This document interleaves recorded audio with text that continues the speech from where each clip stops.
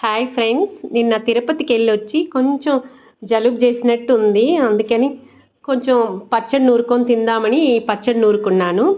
పచ్చిమిరపకాయలు, కరివేపాకు, వెల్లుల్లిపాయలు, ఉల్లిపాయలు, చింతపండు వేసి మనం నూనె వాడకుండా మిక్సీ పట్టాల్సిందే. కొంచెం జీలకర్ర మిక్సీ పట్టేటప్పుడు జీలకర్ర ఏది నూనె వేయకూడదు, అట్లే మిక్సీ పట్టండి. సాల్ట్, కొంచెం వెల్లుల్లిపాయలు వచ్చి కొంచెం పచ్చపచ్చగా దంచుకొని మిక్సీ పడితే చాలు. ఇంకా తర్వాత ఉల్లిపాయలు కొంచెం పెద్ద పెద్ద ముక్కలుగా మన నవిలేటప్పుడు నోటికి పడేటట్టు కొంచెం ఉల్లిపాయలు పెద్దదిగా మిక్సీ పడితే ఇంకా అంతే, అయిపోయింది ఫ్రెండ్స్. పచ్చడి బాగుంటుంది, కొంచెం తినటానికి టేస్ట్గా పుల్ల పుల్లంగా టేస్ట్గా ఉంటుంది. ఇంకా నెయ్యి వేసుకొని తింటే ఇంకా బాగుంటుంది.